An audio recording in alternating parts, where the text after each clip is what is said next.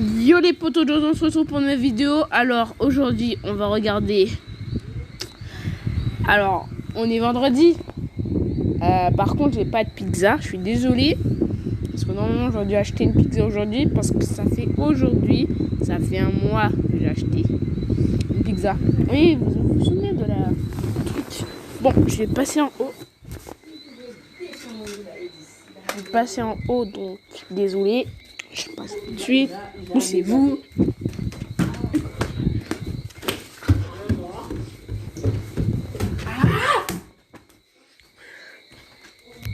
Désolé, vous savez pourquoi j'ai dit ah? C'est parce qu'il y avait un moustique qui me piquait. C'est pour ça que je disais ça. Alors, on va regarder cette vidéo ensemble.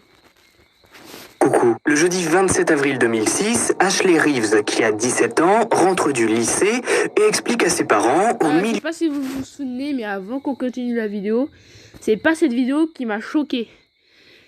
C'est cette vidéo du vendredi que je vais vous montrer. Et des fois, il ne fait pas de vidéo le vendredi. Donc si vous voyez pas, ne vous inquiétez pas. C'est peut-être qu'il est fatigué. De l'après-midi, qu'elle se rend. Mais en tout cas, il s'appelle Max. Un entretien d'embauche. Puis, elle se volatilise. Rapidement, la famille réagit et donne l'alerte. De par l'horreur du cas, l'histoire d'Ashley sera adaptée en reportage et en film. Bienvenue pour une nouvelle HVF.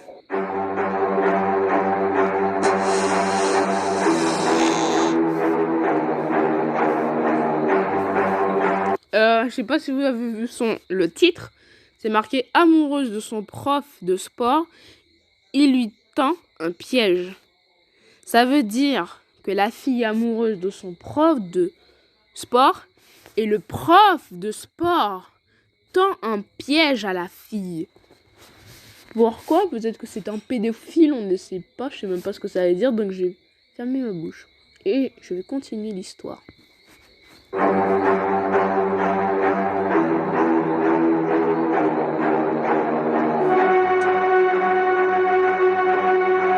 Ah oui, et bien sûr, quand on fait une histoire, on monte pas les vidéos genre quelqu'un avait le réflexe de filmer. Non, c'est lui qui raconte l'histoire. Et des fois, il montre quelques images des personnes qui sont mortes. Il voit sur internet et il le fait. Je sais pas comment il fait le montage, mais il le fait. Voilà.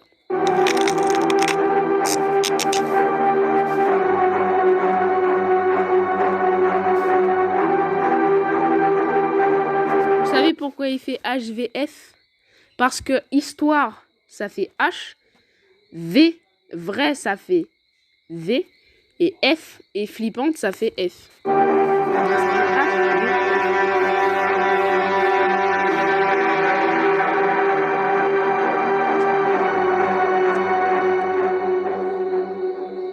Salut à tous, c'est Max Guys. Aujourd'hui, on se retrouve pour une nouvelle histoire à la fois vraie et flippante dans laquelle on va parler de la disparition d'Ashley Reeves, une jeune adolescente de 17 ans disparue en 2006. Je vous rassure, le cas est résolu. Et j'ai d'ailleurs été... Ah, ça c'est bien par contre, hein, parce que le plus souvent, les histoires sont pas résolues et on ne trouve jamais ce qui s'est passé ensuite. Ça veut dire, on trouve le corps, mais on ne sait pas c'est qui a fait ça. Ça veut dire la personne est libre là, il peut recommencer, hein. Il est libre, il peut faire tout ce qu'il veut. Pas mal horrifié par sa résolution parce que vous ne pouvez pas deviner une seule seconde ce qui est arrivé à Ashley ou quelle va être la résolution de l'affaire. Et ça, je vous l'assure. Alors installez-vous, n'oubliez pas de vous abonner et on est parti. La disparition. Notre histoire prend place aujourd'hui, sans absolument aucune surprise, aux États-Unis d'Amérique. Et plus précisément, à Millstad, petite ville de l'Illinois. C'est ici que vit Ashley Reeves, 17 ans. Elle est la fille de Michelle et Michael Reeves et a également une petite sœur nommée Casey. Pour la petite partie personnalité, Ashley est une adolescente comme les autres à l'époque. Elle n'a jamais causé de soucis à ses parents qui gèrent la maison de manière assez stricte. Des horaires... Il dit adolescente, mais 17 ans. À 17 ans, et que t'es un adolescent, Bon, t'es encore un adolescent à 17 ans, mais c'est ta dernière année d'adolescent. À 18 ans, t'es majeur. Donc on va dire, pas adolescent, mais on va dire pré-adulte, quoi. Pré-adulte. Voilà. De couvre. Bon, je le dis pas comme une faute, mais c'est pas grave. Là, je parle plus de l'histoire. Vous m'écoutez? Ne vous énervez pas devant votre écran. Ne dites pas que je suis chiant. Je ne dis rien, je ne parle plus. À part à la fin de la vidéo. Sont imposés pour les sorties du soir et la relation fille-parent est basée sur la confiance. Cette confiance, Ashley ne l'avait pour le moment jamais trahie. Par exemple, elle avait rapidement parlé de sa relation amoureuse avec un certain Jeremy Smith à ses parents. Et ce Jeremy, élève dans le même lycée qu'Ashley, s'était rapidement présenté à Michelle et Michael. Il va d'ailleurs faire très bonne impression à ses parents.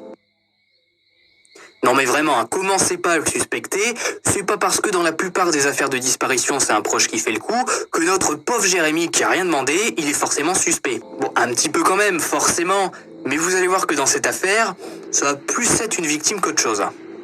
Vraiment. Le jeudi 27 avril 2006 est une journée assez joyeuse pour Ashley. En rentrant du lycée, elle explique à ses parents qu'elle doit se rendre en milieu d'après-midi à un entretien d'embauche à Fairview Heights, ville située à 20 minutes de route. Le poste pour lequel Ashley est convoquée n'est pas précisé dans les articles que j'ai pu lire, mais on voit que Fairview Heights dispose d'une grande zone commerciale avec des tas de magasins de vêtements et des restaurants.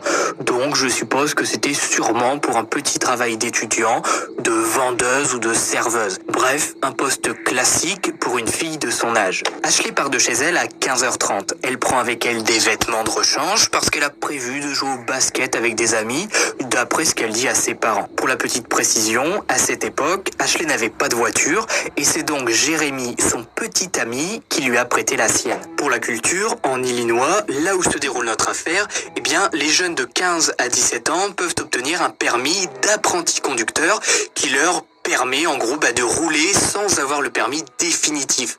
Bien sûr, pour avoir le papier, il faut avoir fait un certain nombre d'heures de conduite sans avoir fait de grosses fautes.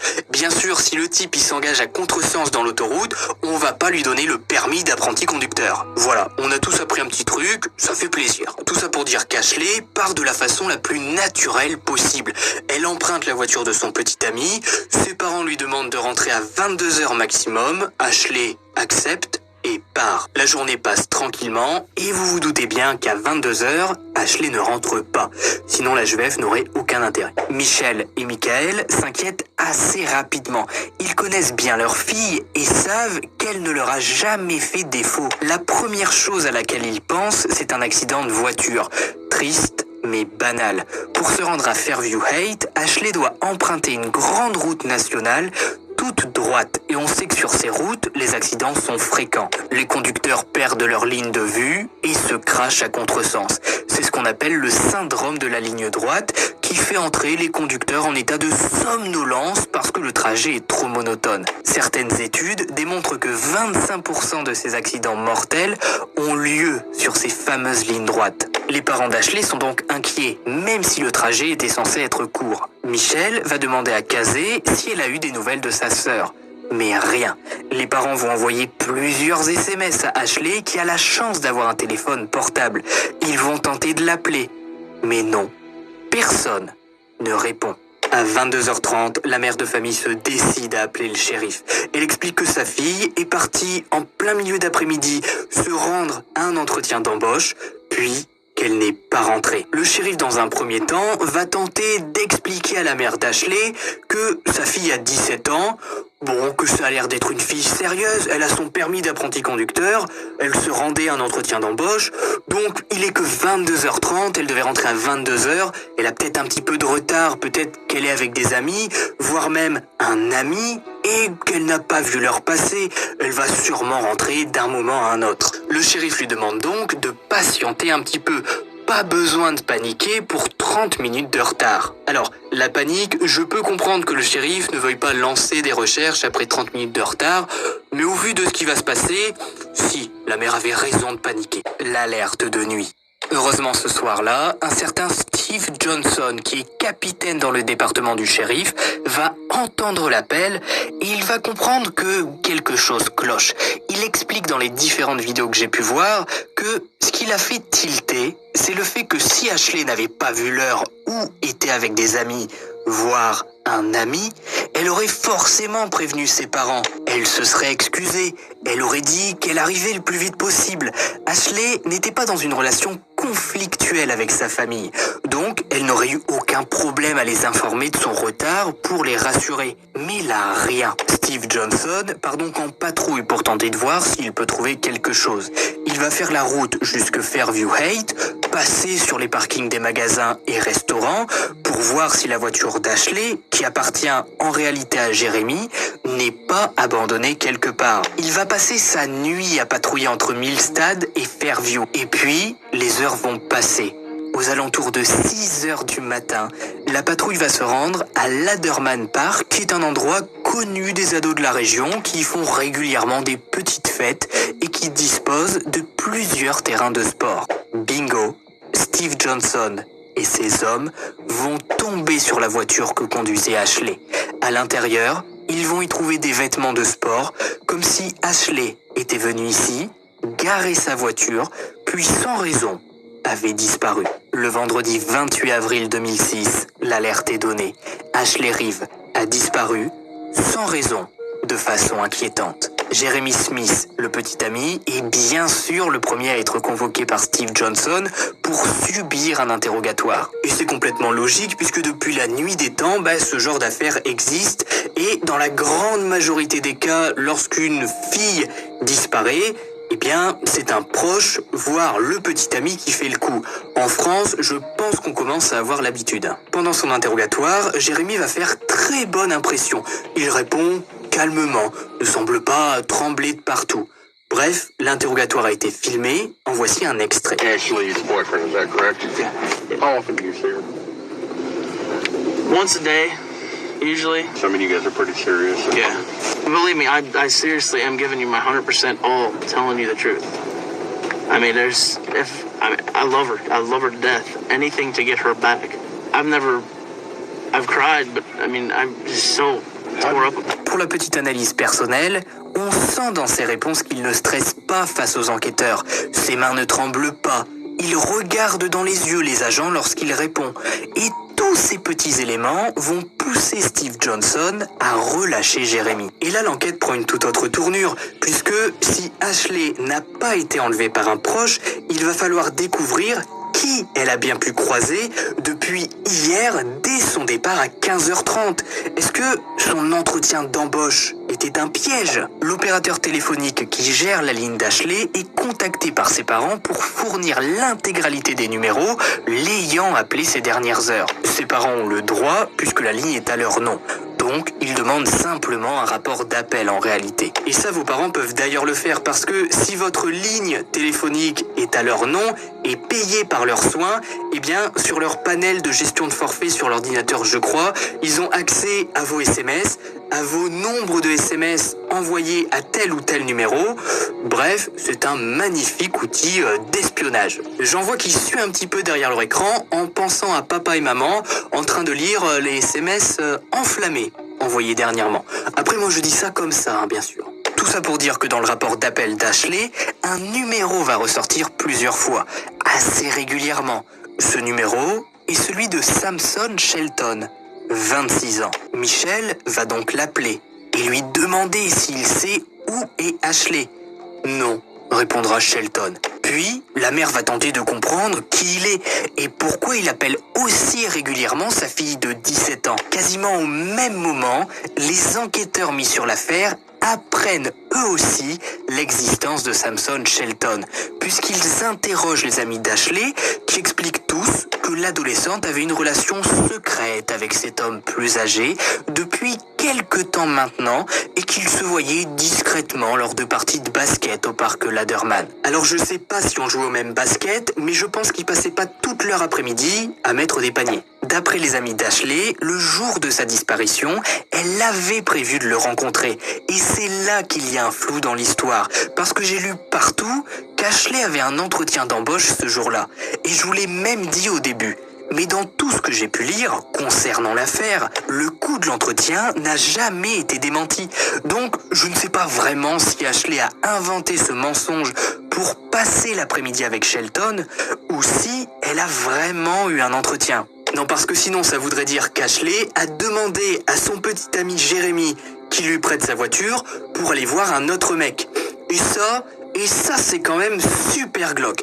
Mais honnêtement, d'après tous les articles que j'ai pu lire et les reportages que j'ai pu regarder concernant l'affaire, je pense que l'entretien n'a jamais eu lieu et qu'Ashley a bel et bien demandé à son petit ami qu'il lui prête sa voiture pour aller voir son autre copain. Mais qui est ce Samson Shelton qui voyait Ashley en cachette? Un prof pervers. Savoir gérer une équipe et se faire respecter, c'est Ah là là, les pubs, hein, les pubs. des qualités qu'on demande à un manager. Des qualités qui pour moi ne sont pas innées. Samson Shelton est un homme en apparence de confiance puisqu'il est moniteur d'auto-école et prof de sport dans l'établissement scolaire du coin qui fait collège et lycée. Il a rencontré Ashley en 2001 alors qu'elle avait 12 ans et venait d'entrer au collège. Il était son prof de sport. Vous l'avez deviné. D'après les informations que les enquêteurs ont réussi à recueillir en fouillant les comptes de messagerie d'Ashley, elle a repris contact avec Shelton en février 2006, soit 2 mois seulement avant sa disparition, en le trouvant sur le site MySpace, un réseau de blogs qui peut être vu comme l'ancêtre de Facebook et le frère américain de Skyblog. En voyant son ancien prof de sport, Ashley a donc décidé de l'ajouter en ami et des discussions ont rapidement suivi. La description de Shelton disait « Samson Shelton est célibataire et cherche actuellement une compagnie. Cela peut inclure relation à long terme ou à court terme. L'âge n'a pas d'importance. La fille doit être mignonne ou sexy. Ma profession, enseignant et proxénète. Passe-temps, les films pour adultes. » Oui, bon, à l'époque, c'était le début d'Internet et on cherchait pas forcément à se cacher derrière des pseudos en pensant que personne n'allait jamais tomber dessus. Je rappelle quand même que Shelton est prof, donc mettre dans sa bio que l'âge n'a pas d'importance, ça la fout quand même un petit peu mal, hein, même si certains tarés à notre époque essaient de nous faire accepter ce genre de choses. Ashley et Shelton se sont rapidement envoyés des messages enflammés et ont commencé à se voir secrètement chez Shelton, qui habitait chez sa mère près de Laderman Park, là où la voiture d'Ashley a été retrouvée. Faut bien se rendre compte qu'ici, la relation n'est pas du tout saine. Ashley est une adolescente qui a le privilège, entre guillemets, de parler à son beau et jeune prof de sport de 26 ans, qui est un garçon populaire, aimé des élèves. Elle se sent vraiment privilégiée et a confiance en lui. Donc, elle n'oppose aucune résistance à ses avances. Au contraire, elle en est fière. Samson Shelton est arrêté à son lycée et mené dans une salle d'interrogatoire. Les enquêteurs veulent tout savoir. Quelle était la nature de sa relation avec Ashley? L'a-t-il vu le jour de sa disparition? Et si oui, où et quand? Eh bien, Shelton va rapidement avouer que oui, il connaît Ashley, mais que non, il n'était pas dans une relation amoureuse avec elle. Well, I'd give her like a hug goodbye. I would do that. That's not sexual, is it? I think she kind of started becoming obsessed with me. Because like I said, she was calling me literally non-stop at times. Le souci, c'est qu'au moment où les enquêteurs vont lui dire qu'ils ont parlé aux amis d'Ashley et que celles-ci ont dit que Shelton et Ashley sortaient ensemble en cachette, eh bien, ce fameux Shelton va complètement changer sa version des faits. Ce qui la fout plutôt mal parce que si au bout de 5 minutes d'interrogatoire, il commence déjà à s'en mêler, ça peut durer des heures. C'est d'ailleurs ce qui va se passer. I will say this, we never kissed. We never kissed. Yes, we did have sex in the back of the vehicle there, and after that day, I felt absolutely terrible about that. She was screaming, kicking, everything. Put her down, shut the door, ran the car, I took off. I left her. I left her there, is what I did. I left her out there, I Radio Range Road. I left her right out there. I did not want to drive by there, because if I would have drove by there, and if I would have seen her, like, I don't know, if she got hit by a car or something and she was laying over there in a ditch, if I would have seen that, I could not stand that. C'est très intéressant lorsque les interrogatoires sont filmés, puisqu'on voit clairement le cheminement. Au début, Shelton dit qu'il ne sait rien, qu'Ashley était juste son amie, puis qu'elle voulait sortir avec lui, puis qu'ils sortaient ensemble, et qu'ils ont même couché ensemble, mais qu'il s'en est voulu à cause de son âge, donc il a voulu rompre. Mais le jour de sa disparition, ils se sont disputés et il l'a laissé sur le bord de la route. Ensuite, qu'il s'est passé, il n'en sait rien. Dans son histoire, lui, il n'a bien sûr rien à voir vis-à-vis de sa disparition. Et le point qui l'aide quand même pas mal dans son alibi, c'est que la nuit de la disparition d'Ashley, il a été filmé en train de danser dans un club du coin. On peut difficilement croire que s'il lui avait fait du mal, le temps de la cacher et de se débarrasser des preuves, il se soit permis une petite parenthèse dansante, cocooning, pour se détendre un peu. Bon, je dis ça, mais vu tout ce qu'on a déjà vu dans les HVF, ça m'étonnerait pas vraiment. Voilà, une petite soirée dansante après un meurtre, histoire de se détendre, ça fait toujours plaisir. Un petit peu d'humain quand même. Dans son récit, Shelton explique I have an absolute fear. I have a very weak stomach when it comes to like gore movies. I can't even watch those. I still have in my head from that new Texas Chainsaw Massacre that came out. Have you seen that movie? If I would see her laying on the side of the road right there, it just, I don't know. I would have felt absolutely horrible. Il le dit indirectement, il a l'estomac fragile, donc il n'a pas pu faire de mal à Ashley, puisqu'un meurtre, ça implique beaucoup de choses. Du sang, un changement de couleur, une bataille, bref, voilà, à cause de son estomac fragile, il peut pas faire ce genre de choses, sinon il vomit. Acquitté. Les enquêteurs n'arrivant pas à faire craquer Shelton vont appeler en renfort Steve Johnson qui va se charger seul de l'interrogatoire. Bon, je vous rassure, c'est filmé, hein. Il va pas tabasser Shelton pour le faire avouer. Non, il va appuyer sur un point sensible. La famille et plus particulièrement... J'ai trop aimé quand elle a dit « J'avais pas à battre Shelton. » Non mais sérieux, bien sûr que tu vas la battre. C'est lui le coupable. Non. En fait, on sait pas. Moi-même, je sais pas. Je vous ai dit que j'allais vous le laisser. Mais moi, j'ai trop envie de parler. Et puis, ça fait longtemps que j'ai pas parlé d'histoire. Bon, je vous laisse encore parler. De regarder le film.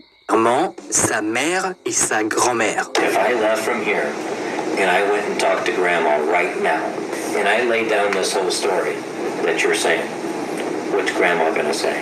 I just want to go home. I just want to explain to Mom and Grandma exactly what happened. And where's it at? Il aura fallu 12 heures, 12 longues heures d'interrogatoire pour que Shelton craque et avoue savoir où est Ashley. Le souci, c'est que ce qu'il dit n'annonce rien de bon. Il pleure, gigote, à la tête baissée. Son comportement a totalement changé. Ah là, je peux rien dire, mais... je pense que c'est lui. On est tous d'accord sur ce point. Il n'y a aucune autre hypothèse. C'est lui le coupable. Déjà, il tremble. Le mec a dit « Je sais où elle est. » Si tu sais où elle est, soit c'est un pote qui t'a dit « Ouais, je sais où elle est, c'est moi qui l'a tuée. » Ou alors c'est lui qui l'a tuée. Parce que... On sait pas en fait, hein. On sait pas pourquoi il a voulu la tuer. S'il l'aimait, pourquoi tu l'as tué? Enfin, on sait pas s'il l'a tué, parce qu'on n'a pas vu la fin. Il est soumis. Sur les instructions de Shelton, les enquêteurs vont retourner à la Durman Park et fouiller en pleine nuit le bois. Ces recherches ont été filmées.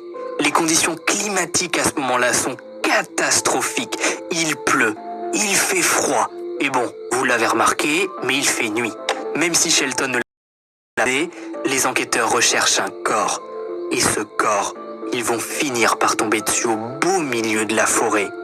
À même le sol, gît Ashley Reeves, inerte.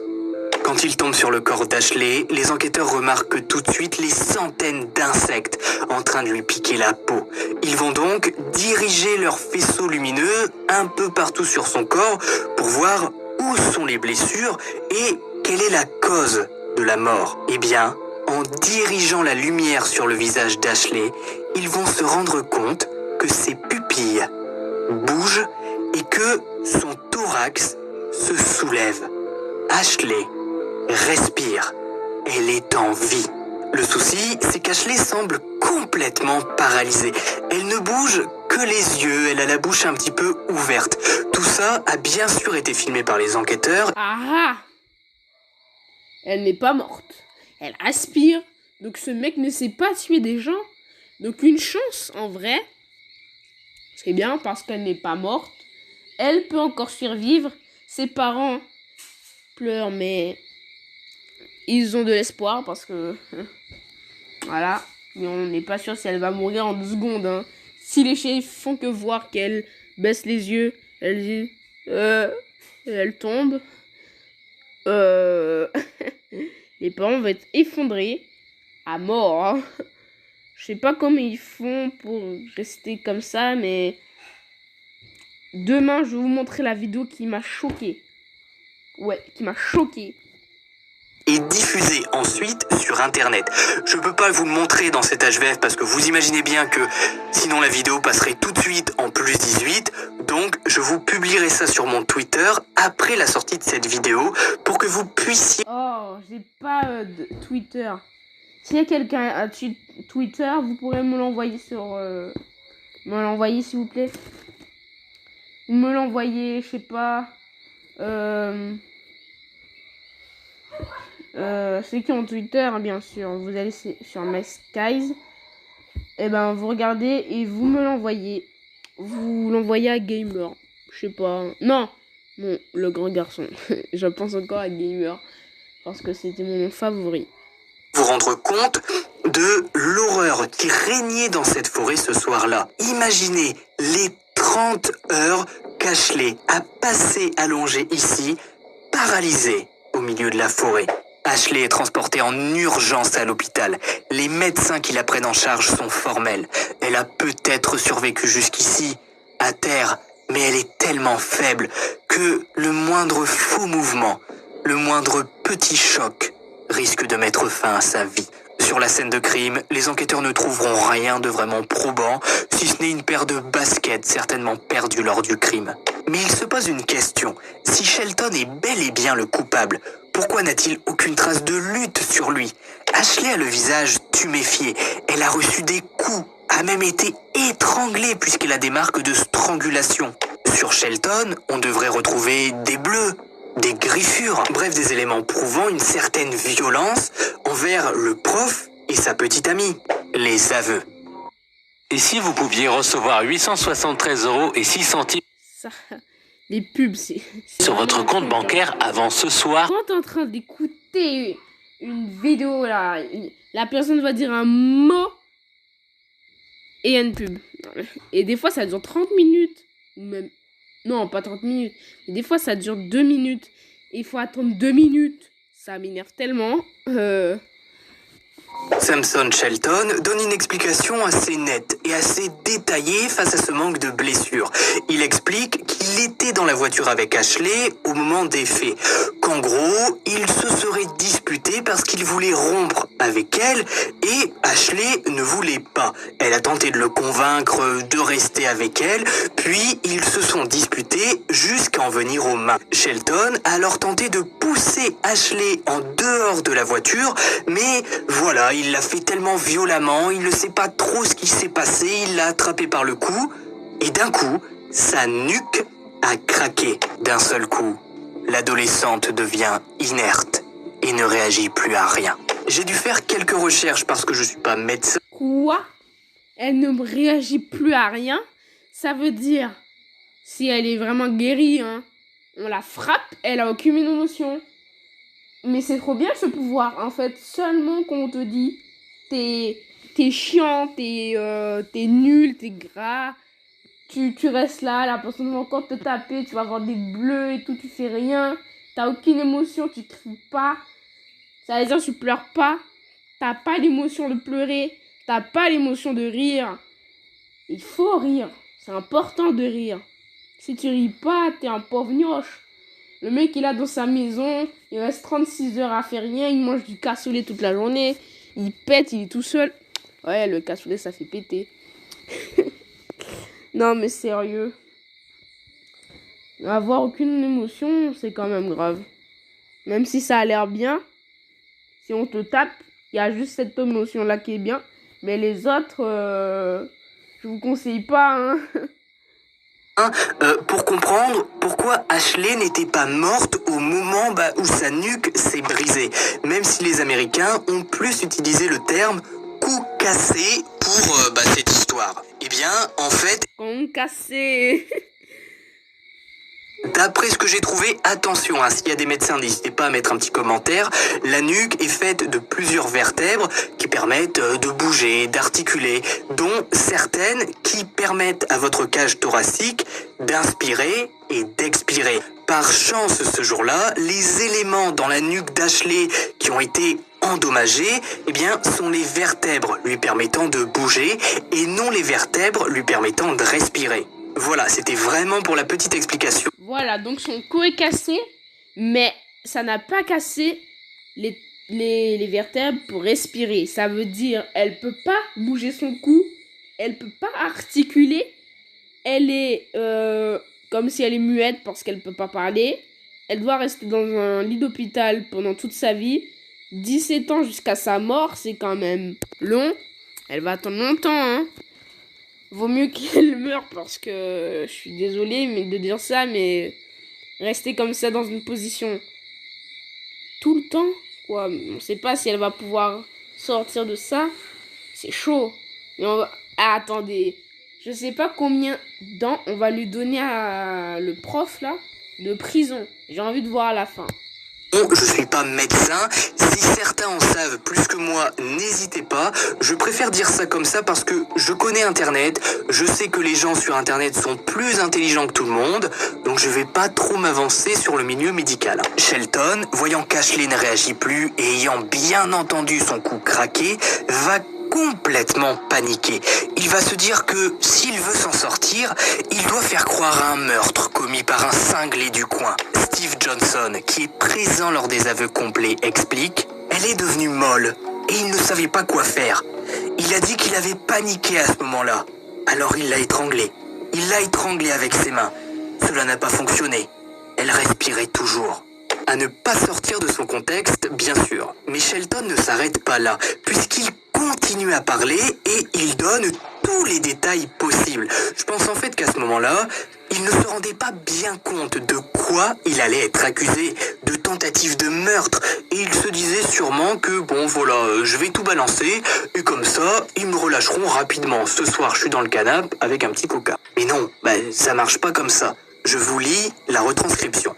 Tout d'un coup, j'ai entendu comme un gargouillement.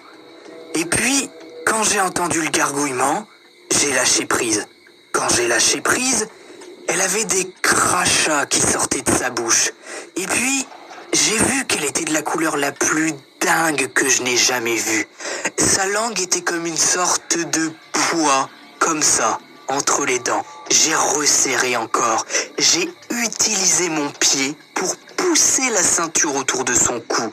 J'ai serré encore plus fort, à tel point que la ceinture s'est cassée. Je l'ai repositionnée une fois de plus, j'ai resserré et je me suis arrêté là.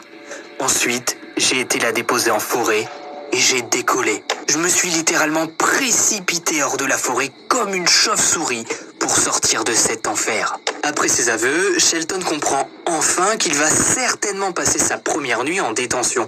Il va demander à Steve Johnson s'il est possible d'avoir des toilettes privées parce que il a un petit souci urinaire. En fait, il dit qu'il a un stress urinaire qui l'empêche de faire pipi quand il y a des gens autour de lui.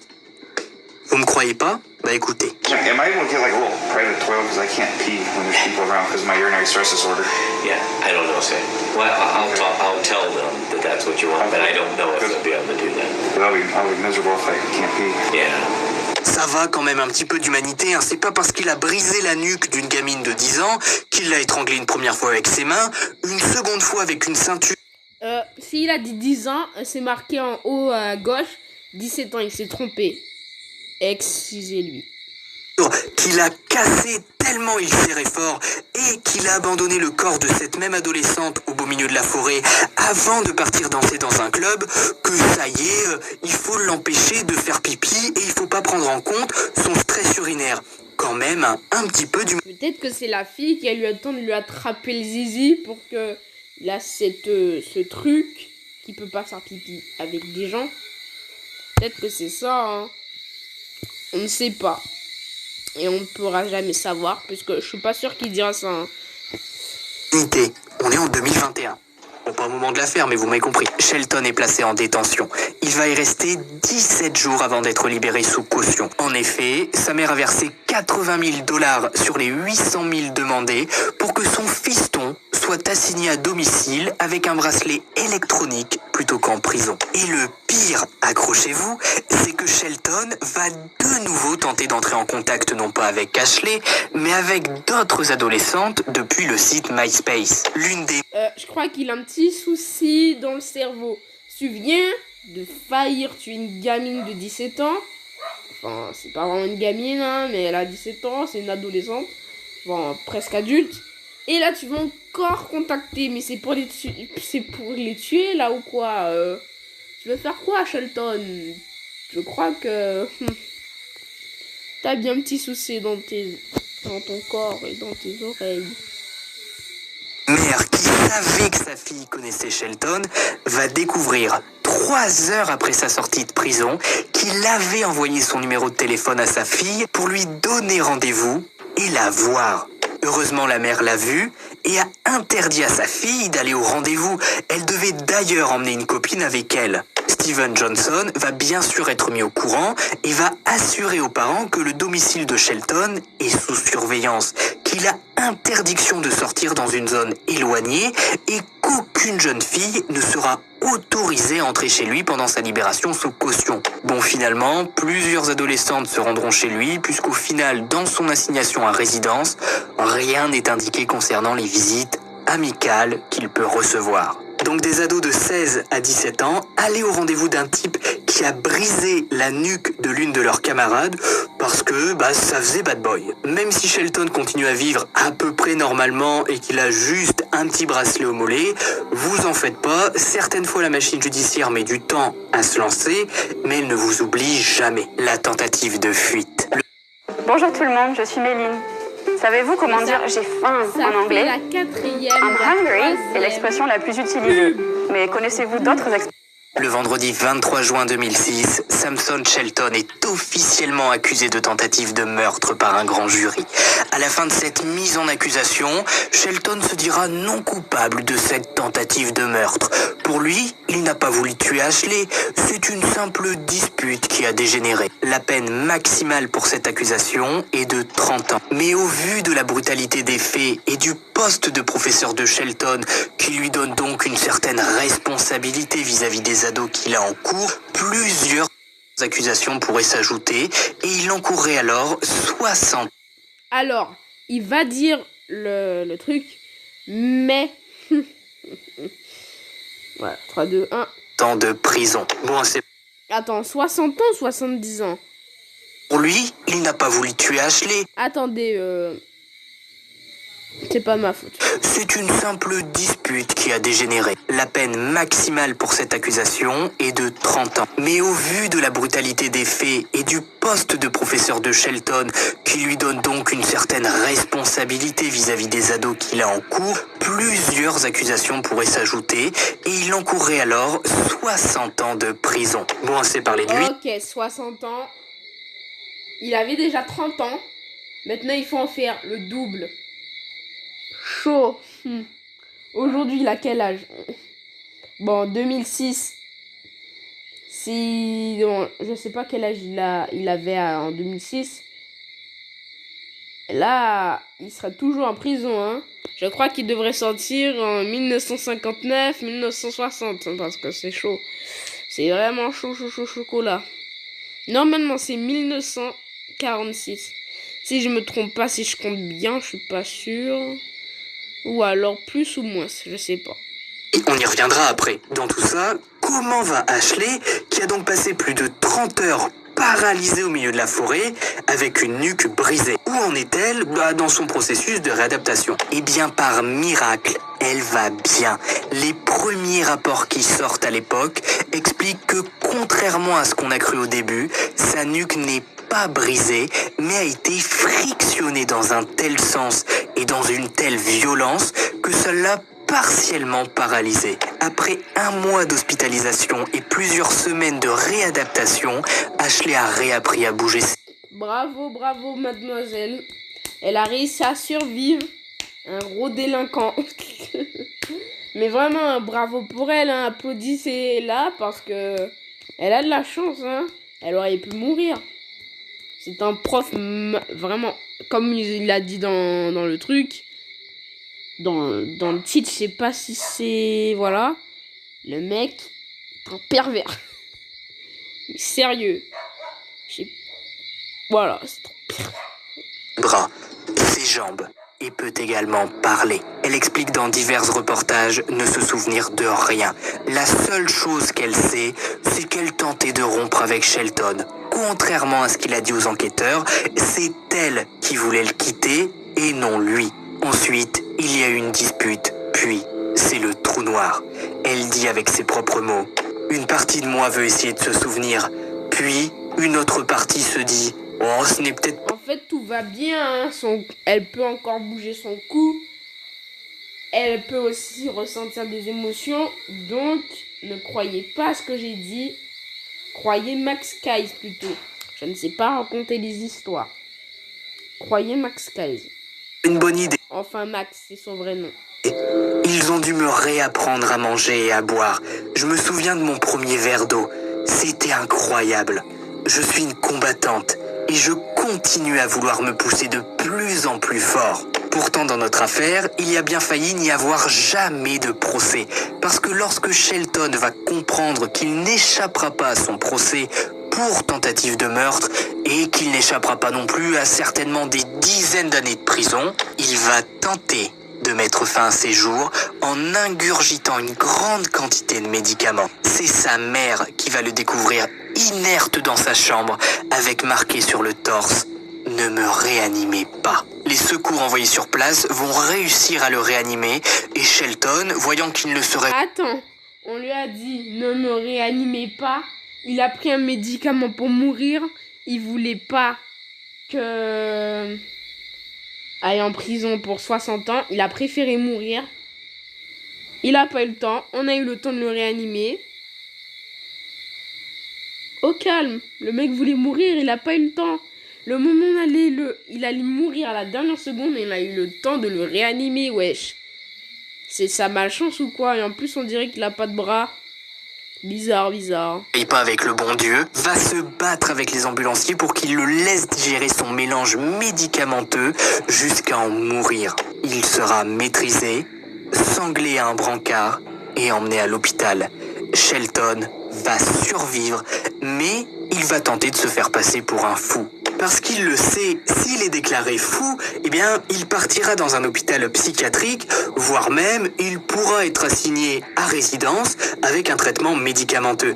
Et c'est ça que Shelton veut. Il sait que, désormais, c'est sa seule porte de sortie. À la demande du juge, il va donc passer devant plusieurs psychiatres qui vont tous déclarer que Samson Shelton est tout à fait apte à subir un procès. Pour eux, sa tentative de suicide n'était qu'un stratagème pour que les futurs jurés aient un petit peu d'empathie vis-à-vis de lui et qu'ils se disent « Oh, regardez, il a tenté de mettre fin à ses jours, c'est sûrement que la vie lui est invivable depuis qu'il a fait cette bêtise. » À partir de là, Shelton le sait. Son seul moyen de s'en sortir avec le minimum est d'accepter un plaidoyer de culpabilité dans lequel il avoue en échange d'une peine moindre. Ça permet à l'État de ne pas organiser un super procès médiatique, de dépenser des milliers de dollars, et puis voilà, de passer plus rapidement à autre chose. Shelton va signer.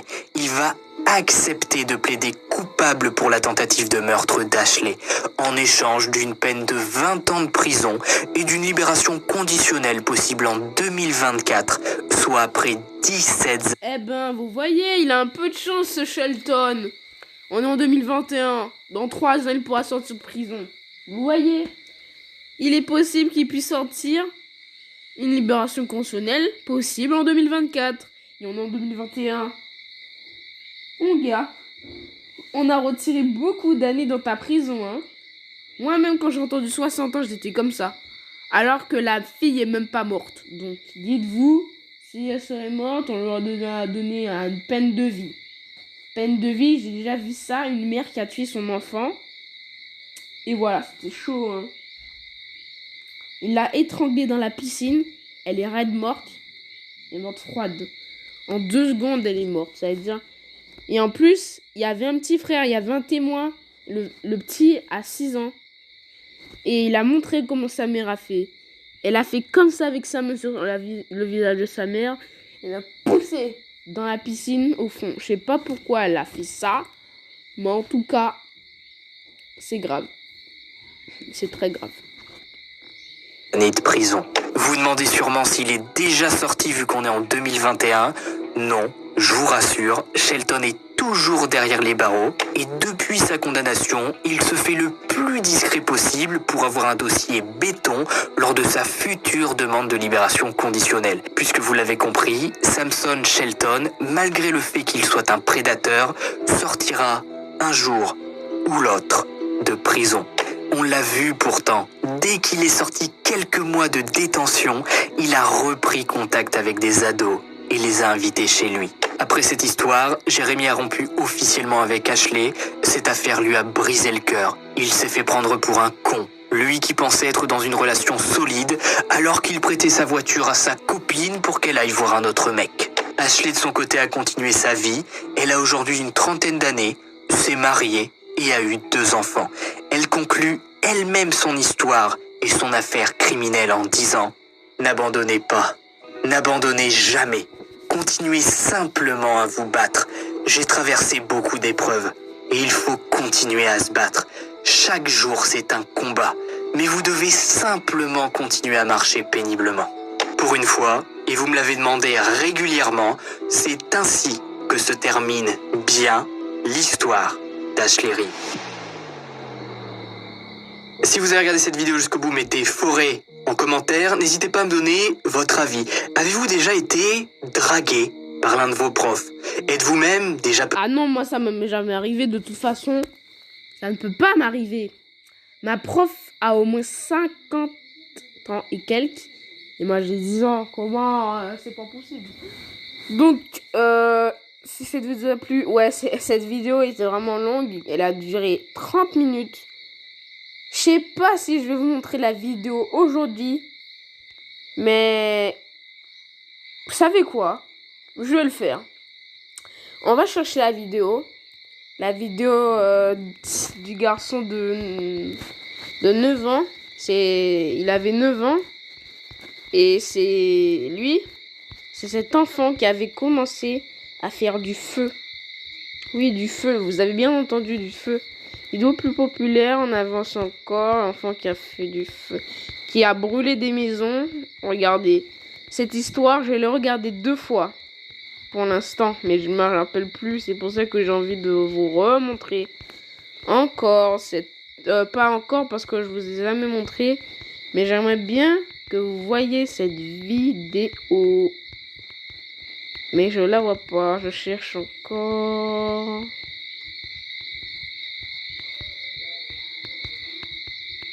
Voilà, c'est ce qu'a fait cet adolescent et voilà, toujours. Détendez-vous. Nous partons pour un long voyage. On en a assez des pubs. C'est terrible, bien. Oh. Recevoir une facture de 1598 € à payer cette semaine alors qu'on est en pleine crise et c'est l'équivalent. Jamais fait de mal. Attendez, on va mettre du début, genre 1 minute, voilà. Peter Dinsdale. Vous avez vu comment il était avant Max Skies? Cet épisode sera donc un épisode spécial tueur en série puisque cet été je vais essayer de vous faire plusieurs épisodes spécial tueur en série. J'en ai déjà fait 2 et ils vous avez beaucoup plu. Du coup je me suis dit pourquoi pas continuer cet été. À petite parenthèse, je fais cette vidéo en débardeur parce qu'il fait au moins 30 degrés là où je tourne. Il y a des mousses acoustiques, il y a des lampes sur mon visage derrière et en haut. Autant vous dire que rien que là, après avoir dit 3 phrases, j'ai extrêmement chaud. Bref, vous allez voir que Peter était un enfant extrêmement dérangé puisque par sa faute, une trentaine de personnes ont... Ah oui, si Peter est devenu comme ça, c'est à cause de sa mère. Et c'est pas de sa faute, mais il a des petits soucis, genre il sait pas écrire et il sait pas lire. Il a des petits soucis mentaux, voilà. Péri dans les flammes, ce qui est... plutôt beau. Comme d'habitude, le Utip est en description, l'Instagram également, et on est parti tout de suite. L'enfance. La fin va vous choquer. De Peter.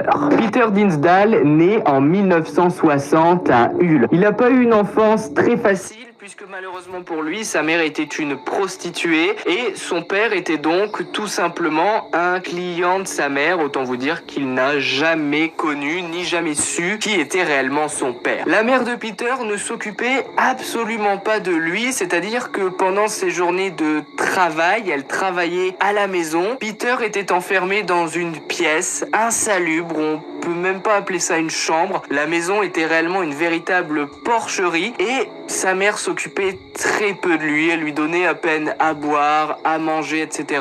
Et ça lui arrivait également de juste l'oublier toute la journée alors que ce n'était qu'un bébé. En plus de ça, malheureusement pour lui, Peter est également né handicapé, c'est-à-dire que d'après mes recherches, il avait une main plus petite que l'autre et il marchait également bizarrement. Il avait un espèce de défaut aux jambes, c'est-à-dire qu'il se déplaçait un peu bizarrement en se tordant un peu dans tous les sens. Donc autant vous dire qu'il n'a pas eu un début de vie super. Un an plus tard, la mère de Peter tombe de nouveau enceinte et cette fois-ci elle accouche d'une petite fille. Pareil, même scénario, la fille naît d'un client. Elle ne connaîtra également jamais son père et elle va vivre le même calvaire que Peter toute la journée dans une pièce insalubre. Et Peter racontera également qu'avec sa petite sœur, lorsqu'ils étaient tout petits, pour boire, lorsqu'ils avaient soif, ils étaient obligés de faire le fond des canettes que sa mère jetait par terre dans la maison. Mais heureusement pour eux, les Dinsdale avaient des voisins qui étaient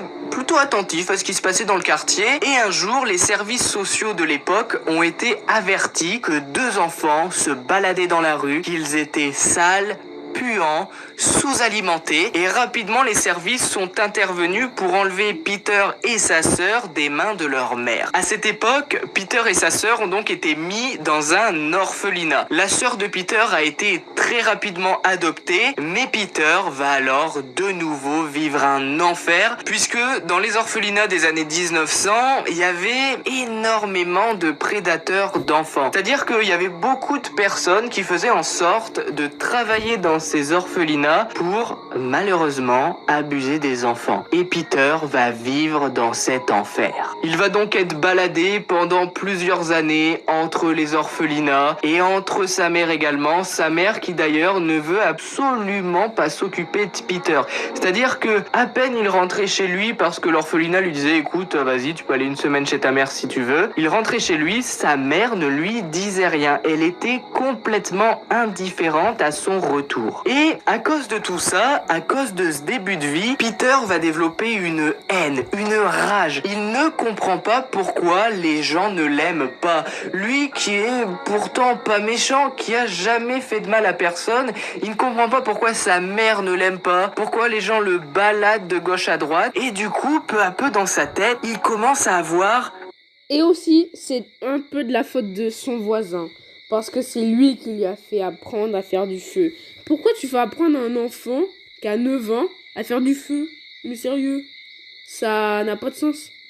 La rage dans le monde dans lequel il vit. Il en est au point que il passe tout simplement ses journées dans la rue et pour tenter de manger, il vole l'alcool de sa mère et il la revend le soir à des alcooliques qui traînent dehors. À l'âge de 9 ans, en 1969, Peter ne savait pas lire, ne savait pas écrire et n'avait pas rattrapé son retard. Il avait un QI de 70 selon les scientifiques et donc ça fait de lui, une fois de plus selon les scientifiques, un enfant attardé, retardé, un enfant qui ne sait pas vraiment dans quel monde il vit, qui ne comprend pas réellement ce qui se passe autour de lui et ses amis, pour le peu qu'il allait à l'école, s'amusaient à se moquer de lui en le surnommant Peter le crétin. Bon, j'ai dit amis, mais c'était pas vraiment ses amis, du coup si vos amis vous insultent, vous rabaissent, c'est pas vos amis, hein. Virez-les, vous serez beaucoup mieux tout seul. Mais à seulement 9 ans, Peter va alors trouver sa voie. À cette époque, un voisin a pris Peter sous son aile et il lui apprend alors à brûler des déchets. Peter découvre alors comment allumer un feu. Il découvre la puissance des flammes qui font tout disparaître. Il commence alors à s'entraîner sur un tas de bois, puis discrètement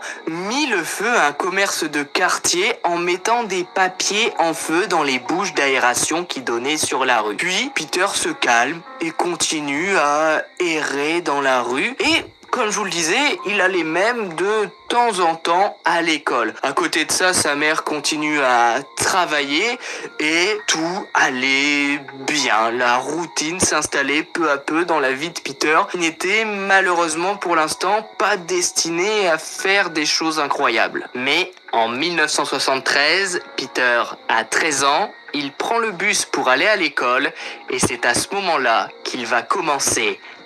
Mon niveau d'anglais, je le résume en quelques mots. Yes. Je vous jure, ça m'énerve quand il y a des pubs et le mec elle dit quelque chose. Même si je connais déjà, j'ai envie de vous montrer. J'ai envie de... Voilà. No cheeseburger. Bon, c'est très limité et en entretien d'embauche, ça...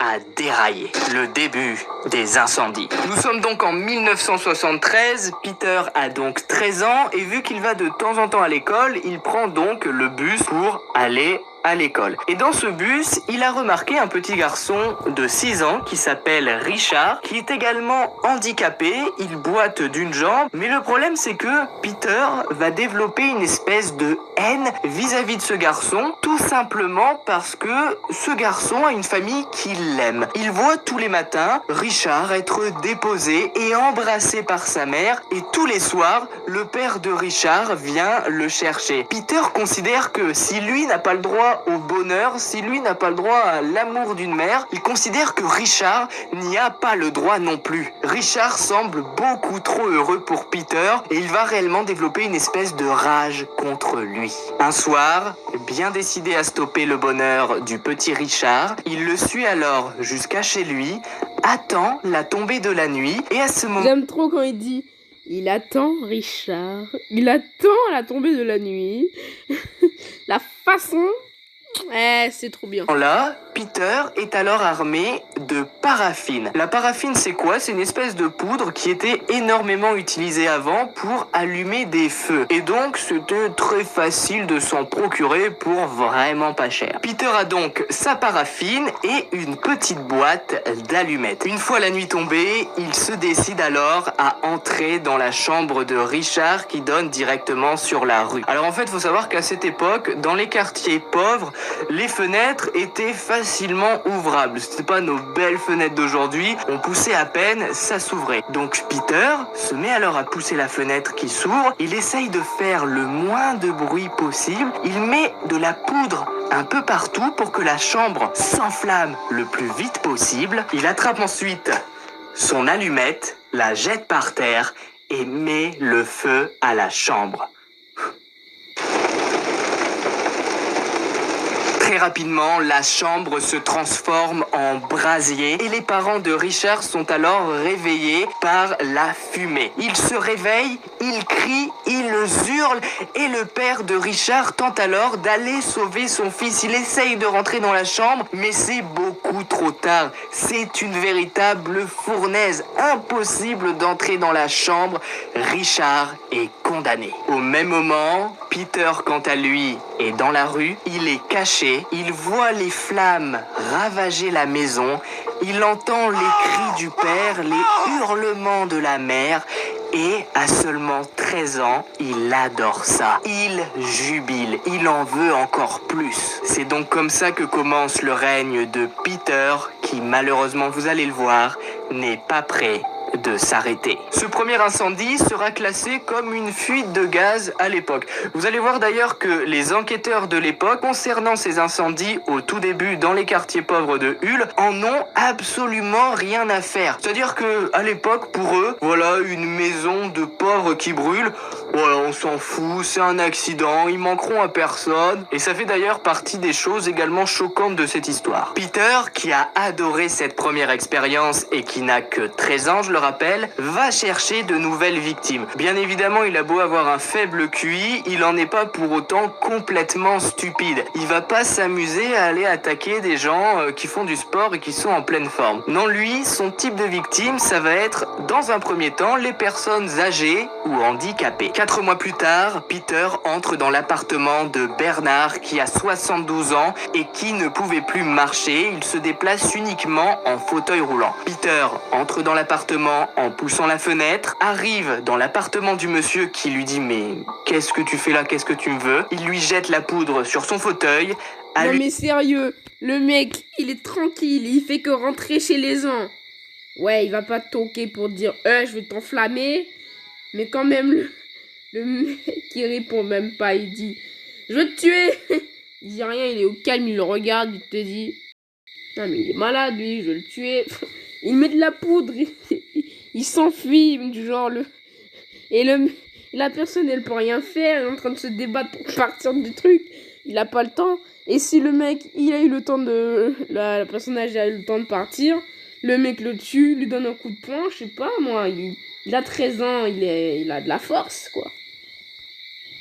Fume son allumette, la jette et s'en va. Une fois de plus, Peter reste proche, dans la rue, pour entendre les hurlements de ce pauvre monsieur qui est en train de brûler. Le feu, c'était... Comme je vous ai dit, c'est pas de sa faute, hein. Il a des problèmes, donc ceux qui disent mais il est chiant à tuer des gens comme ça.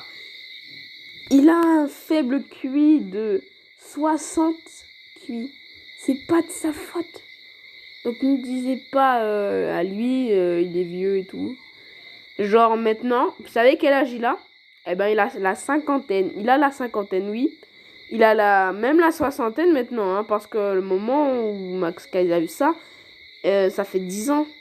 Ouais, parce que en fait, le temps que la vidéo sorte, eh ben ça faisait 10 ans. C'était en 2010, donc il avait 50 ans. 54 ans. Là, il a dans les 60 ans et quelques. Donc voilà. Son moyen de se sentir puissant, de sentir que plus rien ne pourrait jamais lui arriver. Si t'es né en 1900, il doit avoir, dans les 50 ans, hein. Ouais, 50 ans, pas 60 ans quand même. 60 ans, c'est plutôt 1950. Ouais. Je sais même pas s'il se rendait bien compte de ce qu'il était en train de faire. Pour lui, c'était comme un loisir. À l'époque, fallait mieux pas être une vieille personne ou un handicapé et croiser Richard, sinon le soir même, le type te transformait en torche humaine. Hein. Avec cette nouvelle puissance... Heureusement que je l'ai jamais rencontré et heureusement que je suis pas un handicapé ni vieux parce que le mec m'aurait déjà tué. Et aussi, faut pas que ma mère m'aime. Sinon, le mec va rentrer, il va... Bon, on a des bonnes fenêtres, hein. Je crois pas qu'il pourra rentrer dans la maison. Il a que 13 ans. Mais maintenant, il a 50 et il est toujours en prison. Oh, j'ai spoilé, ils vont être énervés, c'est pas grave. Peter va alors commencer à se venger. En effet, un jour, un homme lui a tiré les oreilles et lui a mis une petite claque parce que Peter s'était introduit dans son pigeonnier pour voler des oiseaux. Cet homme, il avait remarqué à l'époque qu'il marchait avec des béquilles, il avait des difficultés. Quelques heures plus tard, ce même homme s'est réveillé en feu. Il a rampé tant bien que mal jusque dans la rue et a terminé sa vie ici. Cette fois-ci, les policiers diront a sûrement juste voulu faire un feu pour faire sécher ses vêtements et qu'il s'est enflammé par accident. Je vous le dis, hein, vraiment, les policiers de l'époque voulaient absolument pas ouvrir d'enquête. Hein. Ils en avaient... Ouais, mais vous allez voir. Tout à l'heure, ils vont lancer l'enquête parce que ils ont trouvé que ça fait trop d'enquêtes. Et là, ils vont lancer l'enquête. Et ça va être rapide, je vous dis. Hein.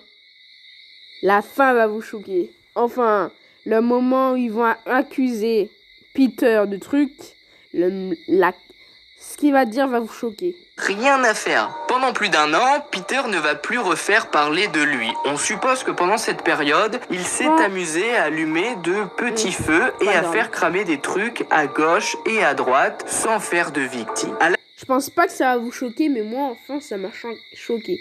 J'ai cru qu'il allait dire, voilà. À l'âge de 15 ans, Peter est alors placé chez une dame qui va très bien s'occuper de lui et enfin lui donner un peu d'amour. Il va reprendre un rythme scolaire malgré son retard, sauf que il ne sait toujours pas lire ni écrire. Donc, à son école, il est énormément moqué par ses camarades. Pour se venger, Peter va donc aller mettre le feu à la maison d'un des élèves qui se moque de lui à l'école et dans cet incendie, un bébé de 1 an périra. Peter avait réellement aucune limite. À force de faire des incendies, il maîtrisait le feu. Il savait comment lancer des incendies et il savait en combien de temps telle ou telle maison pouvait brûler. C'est-à-dire que si tu lui cherchais des problèmes, le mec t'attendait quelques jours plus tard au bout de ta rue avec une allumette. Il va ensuite s'amuser à entrer chez une dame de 82 ans qui était hospitalisée chez elle et il va tout simplement mettre le feu au lit de cette dame.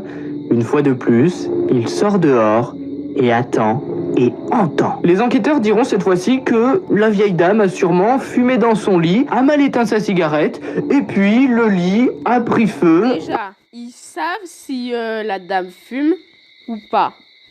Parce que à 90 ans, c'est chaud de fumer, hein.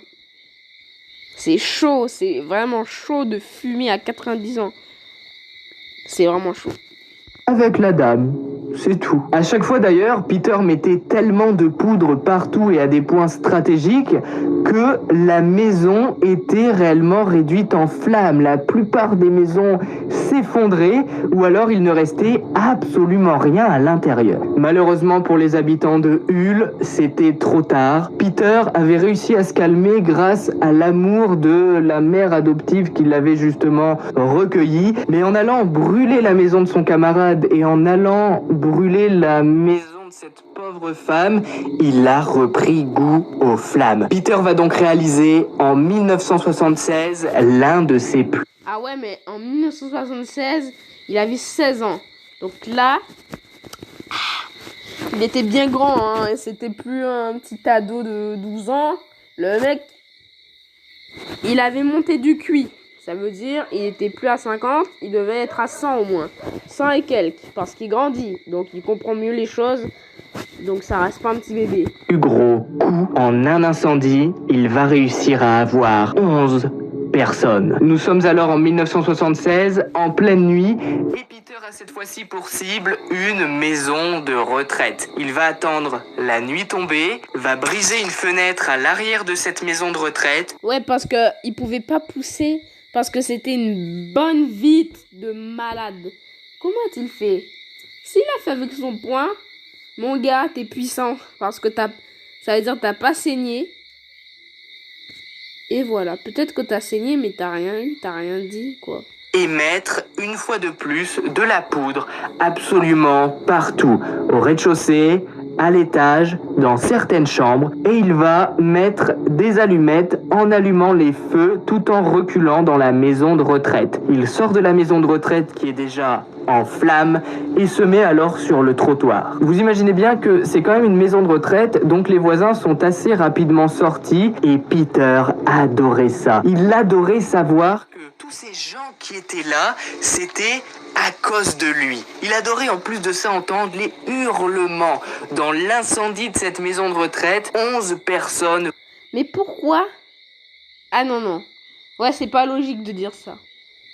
Ouais, je vais pas le dire. Vont périr. Ce qui est énorme et malheureux, puisque vous imaginez bien que malheureusement, les personnes âgées qui étaient dans cette maison de retraite pouvaient pas se permettre de sauter du premier étage pour échapper aux flammes. C'était impossible. Et cette fois-ci, attachez-vous bien, nos policiers vont dire que c'est sûrement le plombier qui ce matin a utilisé un chalumeau et il l'a sûrement mal fermé et du coup cette nuit, ça a pris feu. Non, mais ils vont trop loin. Mais à quel moment les policiers font ça? Maxé, il se raconte des histoires, mais... à quel moment? Mais si t'étais policier, j'aurais déjà lancé une enquête, hein. Sérieux. Je crois que c'était la dernière fois. Il y aura un dernier incendie. Après, ils vont réagir. Peter avait maintenant grandi et grâce au feu, il avait confiance en lui. Et peu à peu, il allait donc se mettre à attaquer des gens choisis au hasard et en forme. Jusqu'en 1979, Peter ne s'arrêtera plus. Ah ouais, hein, il avait 19 ans le mec. Il était déjà majeur. Il avait plus de 18 ans, donc il pouvait voir les films X. Ouais, il était bien, il était au calme. Il était comme ça posé. Bon, je crois pas qu'il pouvait regarder ça. Même s'il avait une mère adoptive, donc il y a une télé. Mais je crois pas que ça existait encore. Donc, on ne sait pas. Le feu à plusieurs maisons complètement au hasard. Une femme enceinte a failli périr dans l'incendie. Mais pourtant, elle avait bien vu Peter traîner pas très loin de son jardin en pleine journée. Mais elle ne fera pas le lien avec l'incendie. Un homme perdu sa femme et ses enfants également dans l'incendie de sa maison. Et à chaque fois, les policiers de l'époque classaient ces incendies comme complètement accidentels. Entre-temps, Peter décida de se renommer Bruce Lee, qui qui était du coup le nom de son acteur préféré. Et Peter se faisait donc maintenant appeler Bruce George Peter Lee. Pourquoi pas. Celui qui va provoquer sa chute va être Charlie qui avait 15 ans à l'époque. En effet, depuis peu, Peter qui a maintenant 19 ans entretenait une relation avec cet adolescent de 15 ans et ils se rejoignaient dans les toilettes publiques. Ne vous faites pas de doute, c'est pas une fille, c'est un garçon. Ouais, parce qu'il a bien dit adolescent. Il n'a pas dit adolescente. Donc c'est pas une fille. Il n'aura pas de relation avec qui que ce soit. Il restera tout seul, bien évidemment, puisqu'il sera en prison. Avec qui il pourra parler. Et même aujourd'hui, là, même en 2021, il est toujours en prison. De la ville qui était un lieu de rencontre. Sauf que Charlie n'était pas bête. Peter avait 19 ans à ce moment-là et c'était illégal de sortir avec un ado de 15 ans. Il décida donc de faire chanter Peter en lui disant écoute, on s'est rejoint plusieurs fois dans les toilettes, tu sais très bien ce qu'on a fait, alors maintenant soit tu me donnes de l'argent, soit je te dénonce à la police et tu te fais arrêter. En plus de ça, Charlie s'est amusé à aller un peu trop loin, c'est-à-dire que il était là, il se moquait de Peter en lui disant je t'ai bien eu, maintenant tu me dois des sous, sinon tu vas aller en prison et tout. Sauf que Charlie était très loin de s'imaginer qui était réellement Peter. Et Peter comptait pas se laisser faire. Bon, il lui a quand même donné un petit billet, histoire qu'il soit pas arrêté immédiatement et qu'il puisse se venger. Un soir de décembre 1979, Peter glissa des chiffons pleins de poudre à travers la fente à lettres de la porte de la maison familiale de Charlie. Rapidement, tout le rez-de-chaussée s'embrasa et la famille qui était composée de la mère et de ses 3 enfants dont Charlie était alors pris au piège au milieu du brasier. La mère de Charlie se leva de son lit et alla immédiatement dans la chambre de Charlie qui était la plus proche en lui disant « La maison a pris feu, la maison est en feu, il faut s'enfuir !» Et vous allez pas me croire, mais la mère de famille sauta du premier étage de sa maison en abandonnant ses 3 enfants. Elle a même pas essayé de les sauver. Elle a vu que la maison était en feu, elle a réveillé Charlie qui a pas réagi tout de suite, elle a sauté, elle est en vie, elle s'est barrée. Parce que je voulais pas préciser, mais la famille de Charlie était très mal vue dans son quartier. Ils étaient un peu vus comme des cas sociaux parce que ils apportaient énormément de problèmes dans le quartier. Il y a eu énormément de vols, énormément d'embrouilles. Bref, c'était réellement une grosse famille à problème et en plus de ça, le père était en prison pour un vol qu'il avait commis avec son fils de 15 ans, Charlie. Charlie, à ce moment-là, aurait pu également sauter du premier étage, mais il a choisi d'aller sauver ses 2 petits frères au milieu des flammes et malheureusement, personne n'en est jamais ressorti. Bon, alors fallait bien que ça arrive un jour. Cette fois-ci, les policiers se sont dit, bon, faudrait peut-être qu'on réagisse quand même, les gars. Ça fait quand même 5 grosses années qu'il y a des incendies un peu partout en ville qui tuent des dizaines de personnes. Ça fait 5 ans qu'on les classe comme accidentelles.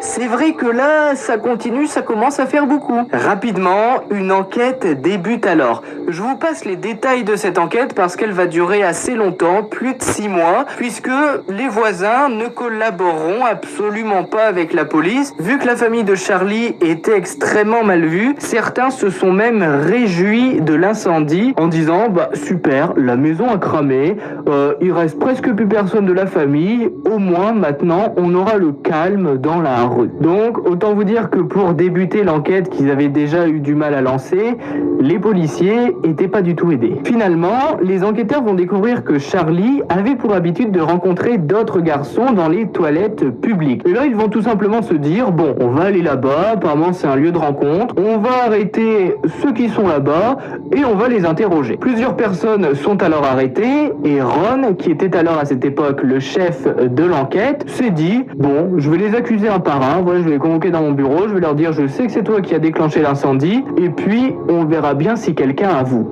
Dans ce tas, il y avait Peter. Nous sommes alors en juin 1981, Peter a 20 ans et il est dans ces personnes qui ont été arrêtées. Ron convoque alors Peter et il lui dit bon écoute, je sais que c'est toi qui as mis le feu à la maison de Charlie. Et Peter dit soit vous dites oui, soit vous dites non. Je vous laisse 1 minute pour dire dans les commentaires. Soit oui, soit non. Faites vite parce que j'ai pas beaucoup de temps. Je me lève du temps pour écrire parce qu'il y en a qui font des fautes, mais vraiment, hein. Enfin, il y en a encore personne qui a fait des écrits. Mais, il y en a qui font des fautes. Enfin, j'ai vu ça sur TikTok. J'ai pas lancé de chaîne TikTok, hein. De compte TikTok. Je crois que c'est bon, hein. Écrire oui ou non, ça va vite. Donc, voilà. Là, on continue. Leur dira, oui, c'est moi.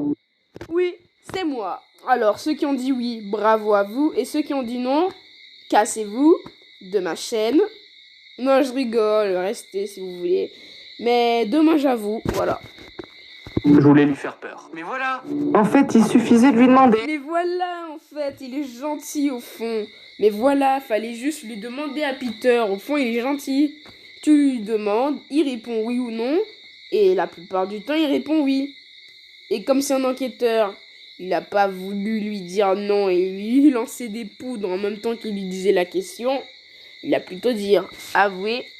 Et jusqu'à maintenant, il est en prison. Je vous laisse continuer sa parole. Il est gentil, Peter, au fond. Il suffisait juste de lui demander.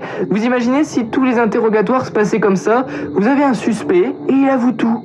Tranquillement. Quelques jours après les aveux de Peter, son image est alors diffusée dans le journal en marquant « On a arrêté la personne qui a mis le feu à la maison ». Et la femme enceinte qui avait survécu à l'incendie de sa maison et qui avait vu Peter traîner aux alentours a vu son visage et elle s'est dit « Mais attends, ce mec a foutu le feu à une maison, je l'ai vu traîner dans mon quartier, quelques heures après ma maison brûlée, c'est quand même une sacrée coïncidence. » Elle se décide alors à appeler la police et à leur donner son témoignage. Ron demande alors tout simplement à Peter si c'est lui qui avait également mis le feu à la maison de cette dame, et Peter avoue encore. Peter avoue à tout. Une dizaine d'incendies, quasiment 30 victimes. L'enquêteur a eu du mal à y croire, mais après un rapide check, Peter disait vrai. Les incendies qu'il décrivait avaient bien eu lieu. Pour voir s'il ne mentait pas, Ron s'est amusé à accuser Peter de divers incendies. Mais Peter n'était pas un menteur. Si c'était lui, il le disait. Si c'était pas lui, il le disait également. Il dira aussi que lorsqu'il avait envie d'allumer un feu, il avait des fourmis dans ses doigts. Et lorsque la maison brûlait, il adorait entendre le hurlement des victimes. Et puis, quelques jours après, généralement, il revenait sur les lieux pour voir les cendres et la maison en cendres. Peter sera alors condamné à la prison à vie et sera envoyé... Voilà. Ne vous étonnez pas. Tuer une trentaine de victimes, fallait bien qu'il reste à vie. Il a 20 ans, il est majeur, il peut rester en prison, il pourra pas sortir jusqu'à la mort. Jusqu'à la mort, vous avez bien entendu? Il va rester à l'intérieur des barreaux pendant toute sa vie, jusqu'il meurt. Mais on dirait qu'il voulait que ça arrive. S'il aurait dit non, ça aurait continué. Et l'enquêteur attend que la personne dit oui, c'est moi. Mais moi, si je me fais ça dans un piège, je vais jamais dire oui, je vais continuer à dire non, c'est pas moi, c'est pas moi. Et ils vont bien lâcher un jour avec moi. Ils vont bien lâcher. Ils vont bien se lâcher de moi. Là, j'aurai le temps de partir dans un autre pays. J'aurai le temps d'aller à Madagascar, je sais pas, hein. Je sais pas, moi, je vais aller dans un autre pays lointain. Et là, ils n'ont pas le temps de m'attraper. Ou alors, les autres policiers vont me venir et vont me tuer. Oh, il y avait un sacré moustique. Je vous jure, il avait du sang. Ça fait depuis tout à l'heure, je le vois pas, il me pique. Voilà. Donc, c'était la fin. C'était cette vidéo qui m'avait choqué. Parce que c'était l'une de mes vidéos que je préférais de ma Sky. Et il faisait des vidéos urbex qu'avant. Je sais pas si vous savez. Mais voilà. Après cette vidéo, je vais encore regarder une vidéo. Et cette fois-ci, ce sera cette vidéo qui est passée en France. J'aime bien les vidéos françaises. Comme ça, on peut voir les gens qui parlent en français. Et surtout, si ça se passe en 2006, imaginez, par exemple. Eh ben, ça fait 15 ans de ça. Genre, voilà. 2006. Voilà, ça fait 15 ans. Donc, voilà. Si cette vidéo vous a plu, n'hésitez pas à la liker, commenter, partager. On va dire plutôt ça un live, hein. Parce que le truc, ça fait 1 heure. 1 heure que le live est lancé. Et voilà. Et je sais pas si vous avez vu, mais il y a eu un match. Paris a gagné. C'était trop cool. Donc voilà. Abonnez-vous. Laissez des commentaires. Voilà, on a regardé 2. La première, c'était celle qui montre aujourd'hui. Et la deuxième, c'est ce qui m'a choqué. À demain pour de nouvelles vidéos.